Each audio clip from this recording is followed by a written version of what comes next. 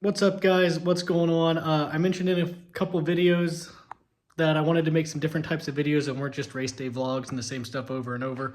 Obviously, the Q&A was something different, but this is going to be the first video in a little mini series of videos where I go over my family's racing history. I'm very proud of my family's racing history. It dates back to like the late 40s, early 50s, something like that with my great-grandpa. He ran at the local short tracks, dirt and asphalt, with some starts in the NAScar Sportsman Series, which I think today is the equivalent to the Xfinity Series. Gramps ran go-karts. My uncle ran go-karts. So my racing history is like something that's important and interesting to me, and I don't know if these videos will do any good, and personally, I don't care.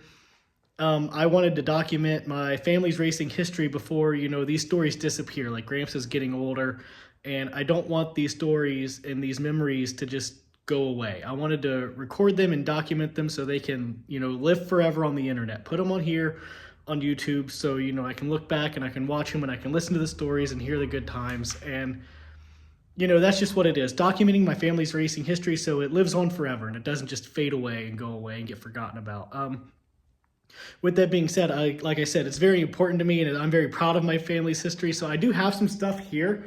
I'm going to flip the camera around and show off what I have before we get into the video here where Gramps goes over my great-grandpa, his dad's racing history.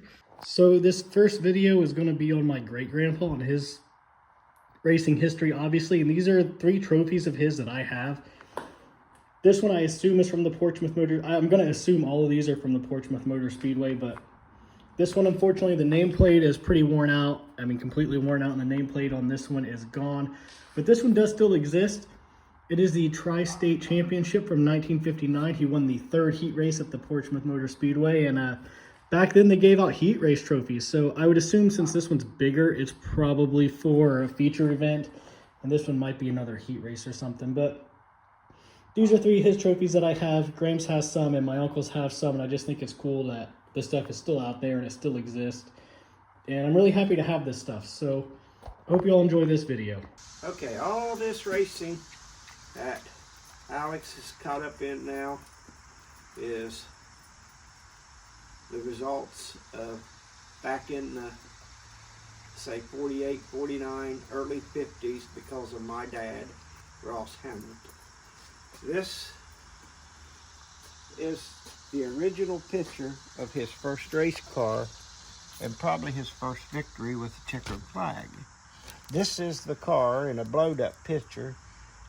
He built that himself. I don't know who the guy is standing next to him, but that was his first car, and as you can see, the number was 299. So as time went on, you've seen the pictures of the NASCAR drivers' pins. Those was from 1953 and 1954, and I think they're pretty rare because NASCAR they give them out back in the early years and then they don't do it anymore. So they're pretty rare. Those was my dad's, and he was real proud to have them. This is the first NASCAR record book that was ever published. These are original, right? Original. Original. And I can remember reading through this when I'd pick it up and read through it 100 times. It's got pictures in it. And back in the day, the cars were called modifieds and sportsmen. And the only difference between the modified and the sportsman was the modifieds was sort of like flathead Fords and V8 type motors. And the sportsmen's were 6-cylinder motors. But they'd run them together, and lots of times a sportsman couldn't win, but they'd mix them together sometimes in the features, but usually they run them separate. This record book, my dad was real proud about it.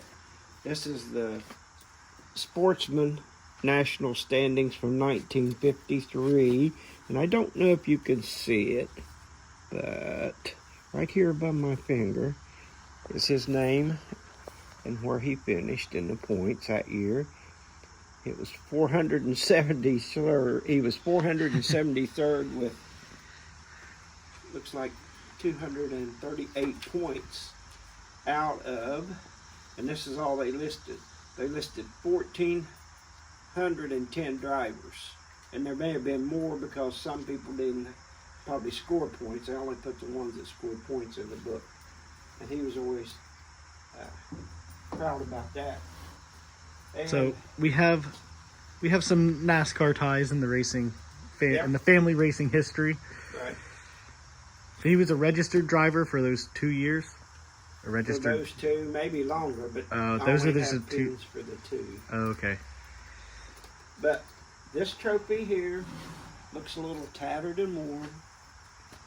That was the first trophy he ever won, and he won it down at the old Portsmouth Motor Speedway, which is now Lazy Village Campground, and the track is still there. And part of the building they have up on the bank is the walls from the cinder block and wooden grandstand that used to be there. And they used to have a Thunder return get together with a lot of old cars would show up. I actually have a couple videos on the YouTube from the Thunder Return, so I can put a link in the description to those. Good. And Alex made a lap or two around that track too. Yeah, in the go-kart. Yeah, in a go-kart. But yeah, the track's still there. This trophy come from that track. And that was the first feature trophy he ever won. And he has several trophies. I've got a few. Chris has got a few. And Alex has got some. My brother's got a couple. Spread them out. Now this trophy here was won. And the top's up of it right now. It was won at the old Portsmouth Motor Speedway. And it was the Sportsman feature High Valley Championship. He won that in probably 1959. And he won it driving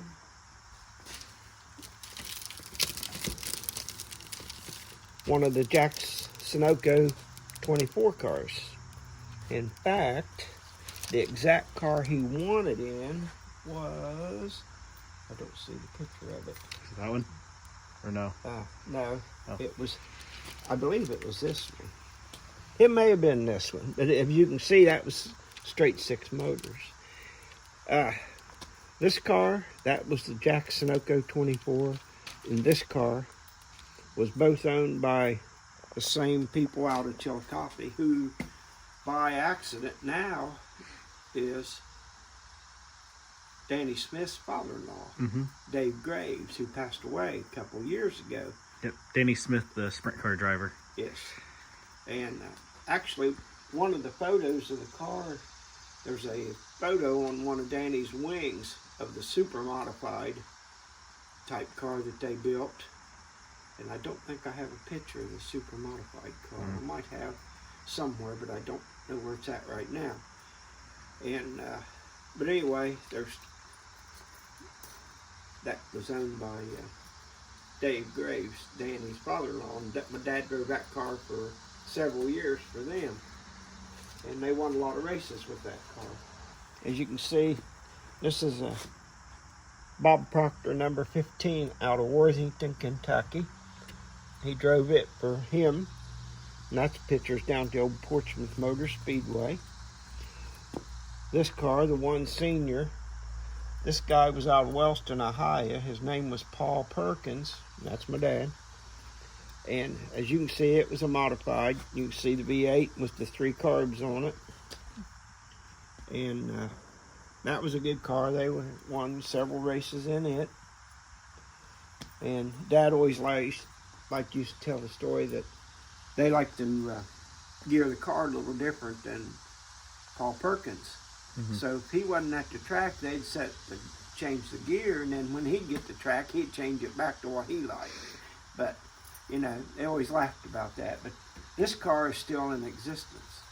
We just don't know where. I've tried to find it. I've talked to some people, and I don't know if we'll ever see it or not, but would like to find it. This guy Paul Perkins kept this car immaculate. As you can see in the pictures, it was spotless, clean, sheet metal, straight. Just, he always liked having a car that was just perfect. And right here is another picture of the one senior car down at the old Portsmouth Speedway. And as you can see in the background, you can see the wooden wall, and then up on the bank, the wooden catch fence that they had back then, which back then there wasn't much. And this is a picture of my dad with, I think they called that a Cromwell helmet. And he got rid of it, throwed it away, and I wished I'd have known when he done it, because I would have loved to have kept that helmet and still had it today. But stuff happens. People don't think about it when you're young and everything. Now all this stuff, a lot of this stuff I've got, the pictures, the trophies, and the record books, and the driver's pen, most of this stuff gets thrown away by families if they don't have a connection to racing. You know, if the kids don't, or the wife don't, or they just like, get rid of it, throw it away. And so I've tried to hang on to some of it as much as I could. Over here, this number 9 car. Again, if you'll look in the background, you can see the wooden fence. That's down at Portsmouth. Dad and some of his buddies built 3 of these cars. This one was 9. Good. The second one was 99, and the third one was 9.99. And I think they called them road stocks or street stocks. They're just pretty much a car gutted out with a roll bar in it, and they had to run street cars. It's just pretty much stock. And they ran like 20 races for him that year, and he won 19 of them. And they even done what they called a reverse race. They'd run like 10 lap feature one direction, and at the halfway mark, they wouldn't stop the race. When they showed the halfway mark, you had to turn around and run the last half of the race in the other direction. They done that one time because he had won all the races up to that point and was trying to figure out how they could get another winner, but he won it too. Now here's a picture right here of 98 Junior. And a guy by the name of Curly Conley used to drive this car. And here's a little bit bigger picture of it. And I think it was owned by a guy named Glenn Vickers. Well, lots of times Dad would drive for other car owners when he'd be at a track maybe where his car wasn't. This car, he took it and drove it at Moorhead, Kentucky. And if you'll see, you're going to see some photos here of what happened at Moorhead, Kentucky that night. It didn't look the same after the races was over. They said they flipped it as high as the light poles. And that was in Moorhead, Kentucky. And I don't know how good you can see this picture. That is the Flying One. Dad, Ray Blanton, Don Stockham Jr., and Bill Mays built that car over on Charles Street in Portsmouth, Ohio. I was about 12 or 13 years old. They had the gas station, Ray Blanton did, on the corner. And they built that car over there. And it was in the sportsman class. Now this was run at Atomic because Portsmouth Motor Speedway had closed by then. So they run it at Atomic. And the reason, there's a story behind the number, the Flying One number. They'd worked on the car. Back then everybody built their cars. And they'd build them over the winter, or they'd redo them. And it's not like today.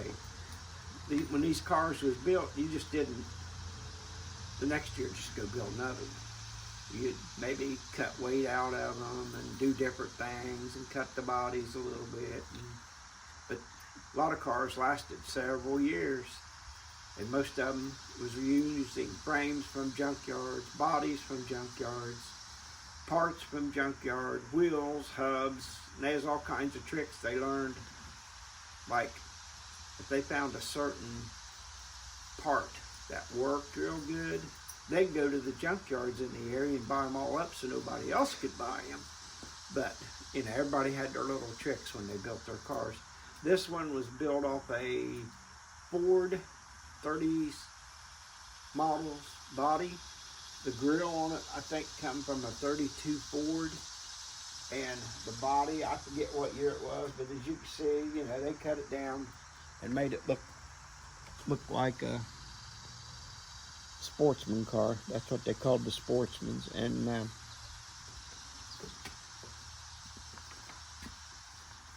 the story behind the number was, when they got the car done, they was starting it up over there in town, which they, you know, back then people, they build cars, they'd push it down the street or down the road or whatever and farm up and work on them. You do that today, they'd have you arrested, but they'd push it down the road. And anyway, they was trying to start it, and Dad was up on the front of it feeding gas to the carburetor to prime it, I guess, or choke it to get it started.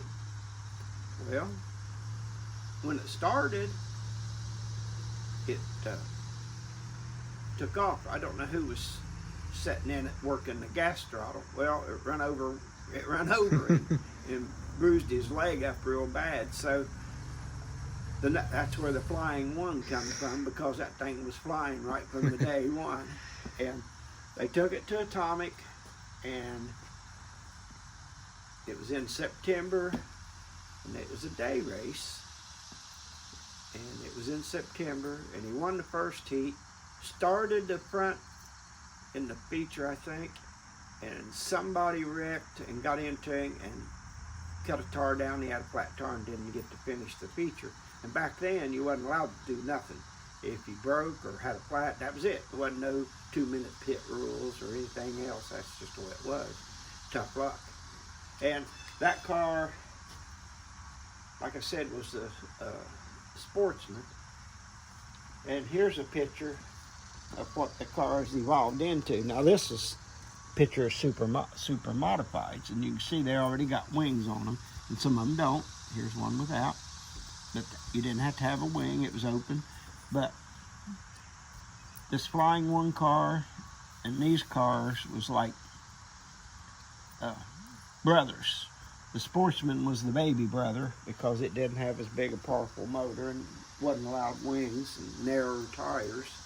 And back then, if you look at the tires, most of the tires they run were street type tires. Now, on this one Senior, it's a recap and it's a slick. Look how wide they are. They didn't run these super wide tires. Now on this Flying One car, and I don't know if you can see it in the photo, you'll see a white wall back there on that rear tire. That's a white wall. And what they done was, they used to cut their rims and reverse the centers of the rims, and they try and make the wheel a little wider to stretch out the tire so it get a little more tread on the track. Back then you didn't have Hoosier and Firestone and Goodyear racing tires. Those come along a little bit later. And if you'll look here on this one Senior car, I was going to point out something. If you look at the headers, those are homemade flex pipe. That's all flex pipe. I mean, they just made everything. There wasn't nothing bought. There wasn't nothing to buy back then. And Dad raced up till 1964. And when did he start? He started back probably, I'm going to say 48, 49, but it was more unorganized. They used to go down in what we call the bottoms, and people just get together and go down and take old cars down there and just cut out of the track and race on it. And didn't really get organized till a little bit later. And they was the old Portsmouth track. They was one out at McDermott called Connolly's Speedway. Of course, you had Atomic. It was built about 1953, 54. You had one out here behind the golf course called Scioto. And, you know, there was a lot of them around, but they wasn't like they are now. They just rough facilities. Then you had Columbus Motor, and he went up there and raced once in a while in Killcare. Of course, over into Moorhead, Kentucky, went to Huntington, West Virginia, and raced. He didn't travel a lot, but they usually raced 2-3 times a week, and I can remember even racing 4 times a week. They'd race on Friday night somewhere, Washington Courthouse or Huntington or somewhere, and then Saturday they'd race Atomic or wherever, and then on Sunday, Portsmouth Motor Speedway would run. And the thing about these cars too was, you run the same car on dirt and asphalt. A lot of people would build a second car, but most of them didn't. All you done was changed your gearing and tires, that's about it. And I can remember one weekend, they raced on Friday night, Saturday night, and then Sunday there was a new track up around Ironton and Cold Grove area. It was up on top of the hill. And I mean on top of the hill. It's a brand new track, first race that was ever run there, and it was the 24 car that they took to it. Just getting up to the top of the hill was a chore, because when they built it, the road was just straight up, and they'd put gravel and stuff on it, and it was hard getting up it because the gravel wasn't packed down. You spin your tires. But anyway, got up there and they raced, and Paul Spencer driving the 5 Coons car out of West Virginia won it, and Dad run second. And then they loaded up and left there and went to Portsmouth Motor and run Sunday night. So they actually run 4 races that weekend. Now in 1959, and it may have been 1960, Dad won more money racing part-time than he made at his full-time job. Yeah, hell yeah, that's the dream, right? You know, but, you know, racing wasn't like it was today. The first race was usually on Easter weekend, and usually Labor Day weekend hit. They'd race a Saturday night championship, or a Saturday night race, and then Monday it'd be a championship race, and then there might be 1 or 2 more races in September, and pretty much racing was done then. Except Columbus would run a big super modified race late in the year, and Powell Speedway up north of Columbus would run, and but pretty much racing was done. You know, it's about a 5-month season now instead of a 10-month season. But yeah, he made more money one year racing than he did working his regular job, but he kept his regular job. Dayton Speedway used to run a Dayton 500 for the ARCA cars, they call them now. Back then it was Marca, M-A-R-C-A, and I remember we went up there one time and watched that race. And that was a different time, because that was sort of the forerunner to, well, it was like NASCAR was. They run, pretty much the cars was pretty much stock. But that was a big time race back then for the ARCA series. Dad had a friend of his named Everett Hobbs. I can remember one time, Everett Hobbs. I don't know where we was at, me and him was talking, and he said, now you know, your dad had the chance to go to North Carolina, and he said Charlotte, North Carolina, and race NASCAR. Now NASCAR back then is not nothing like it is now. I think NASCAR, to win a NASCAR race, like it was called Grand National Series then, which is the Cup Series now. He told me, your dad had a chance to go to Charlotte, North Carolina, and race NASCAR, but he wouldn't do it because he had a family and had a job and had, you know, had benefits like insurance, which was different now. And he said, of course, racing was different back then. You know, you go to a NASCAR race and win it, and you'd only get $1,000, and you know, you might get $50 for starting, which back then that was decent money, but you couldn't rely on it to make a living, raise a family, which sort of wished he had it just to see what he could have done. But Yeah, that would have been cool. he didn't. He chose to put family first, which was fine. But in '64, he sort of, I ain't gonna say retired, sort of stepped back. Because my youngest brother was born that year. And then a couple years later, my sister was born. Well, in 1967, Southern Ohio Raceway opened. And Jack Stockton and I think Don and maybe Ray Blanton and Dad and him, they all got an idea they wanted to build a car again. Well, back then, Southern ran the super modifieds on Friday night, and they started I'd call it road stocks, just a stock class. And they'd get 80 or 90 of them. They even would break the class up into 2 or 3 features as getting so many cars. But anyway, they decided they would build a car. And back then, people was building Buicks and Oldsmobiles and Fords and Chevys. I mean, it wasn't like just one brand of car and different body styles. Well, they decided they wanted to build a Chrysler product, a Mopar. Somebody, and I don't know who it was, told them they would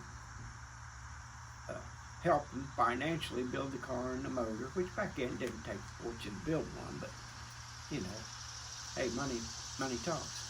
But he wanted them to build a Chrysler, so they found an old Chrysler and it had fins on the fenders, the back fenders, and they built a stock car in 1967, raced it at Southern, raced it at Max Speedway at Vanceburg, Big 3 at Tollsboro area.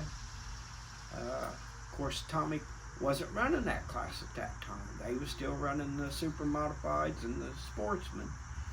And it was a few years later before they started running the stock cars. But there was another track, I can't think where it was, out at Rushtown. And you can actually see the outline of the track there. It didn't run very many races. It didn't last long. But he come back and raced a little bit in the 67, 69, 68 era. And then he just, I don't know, he decided to retire. Hang it up. And, So how many wins do you think he had? It'd be a guess. I'd say probably pushing 100. But the car they built, the Chrysler they built, eventually turned into a Chevelle, and actually Keith Altiers started driving it. And some people might know who Keith Altiers is, but you know, that's pretty much his history, and that's where it all started. That's where it all came from. And I've been going to races. I'm 74. I've been going to races my whole life, literally. And I can remember, you go back over here to this car, the 299. I can remember it. I can remember when my dad built it. He built it back in West Portsmouth in somebody's garage. And I can remember going in there. And like I said, I'm only 2 or 3 years old, but I remember this. And it had a big old potbelly stove that they'd heat that garage with coal or wood back then. And I remember when he built that car, and he'd take me with him sometimes, even though I was just a couple years old, 2 or 3 years old. And I can remember going to that garage and him building it. And I can remember him telling my mom, he'd tell her sometimes, he says, I'm going to stop down by and see how the track's coming along after work, meaning that was when they was building the Portsmouth Speedway. And I think, like I said, it opened in 53. Maybe late 52, but 53 for sure. But I can remember him telling Mom, I'm going to be a little late. I'm going to stop and see how they're doing the track. And a guy from West Portsmouth, Charlie Mitchell, him and a guy last name, I think it was Estel Tackett, actually built the track down there. But I remember when he won the feature, and that would have been this trophy here. Like I said, I was probably 3 or 4 years old tops. And I remember, now you gotta remember, my dad was only about 21, 22 years old then, and my mom was 18 or 19, so that's just kids. They would do, which was good for me, because I didn't care, I was just a little kid. What they'd do, so they could party and have fun after the races. I remember when they won the feature, they always parked down, instead of going in the pit down there, you'd park there in the turn, up high on the first turn. And what they do with me, they'd put me in the race car and put me in the seat, and I'd sit in the race car or stand up in the seat and pretend I was driving. So this is where it all started. This is where it all started. That's a history of it. It's not a bad thing, it's a good thing, because I think it's actually a good thing, because it kept me probably out of trouble as a kid, because all I wanted to do is go to races, and I always enjoyed it and had fun, loved to go, still love to go. And of course Chris I started taking him just as soon as he was born. Alex, I took Alex to Portsmouth Raceway Park. He was born in September the 2nd, 1992. So, the next year, in May, Memorial Day weekend, which meant he was, let's see, about 8 months old. I told his grandma and his mom. I said, I'm taking Alex to the races. They said, you can't take him races, he's 8 months old. I said, I'm taking him to the races. Because even when he was little, he would sit in front of TV and watch NAScar races and just sit there and watch it and be real quiet. So, I told him I was going to take him. It's Memorial Day weekend. And I said, I'm going to take him down a little while, see how he handles the noise and if he likes it and what have you. And of course they thought I was stupid because he was too young. I said, well, you got to start young. So I took him and went down there and we sat down there and they started running the cars, hot lapping and stuff. And he just sat there and watched them. Didn't act like the noise bothered him or anything, so I kept him down there a little while, and then I called his mom and grandma to come and get him. So that was his first time at a racetrack, was 8 months old. So now you see where he's at. Who they are. This car here, But just feel free to go in the fridge and I think that's the Chuck Engel car with Zeke England driving it. Looks like Zeke. This car is Chuck Fletcher, and that car I think was owned by Skip Waterman, who used to run Late Models family. And these are super modifieds because they got the wings. This is an Atomic. Yeah, first two was Atomic. This is Atomic. That's Danny Cuckler. He got killed there, and that's in the Sportsman class. You can see the old coupe body on it, and you can see the railroad tie wall behind it. That was probably in probably 60s, late 60s, mid 60s. This is Bud Frazier out of Chillicothe at Atomic. This is Dick McGarvey, and that's at Atomic, and you can see the wall behind it. This is Dean Niddle in the 54 car. That car's well known, and that's at Atomic. This is an old Sportsman car. Bob Crace Senior, and you can see the 6-cylinder motor in it. This is Bud Frazier at Atomic.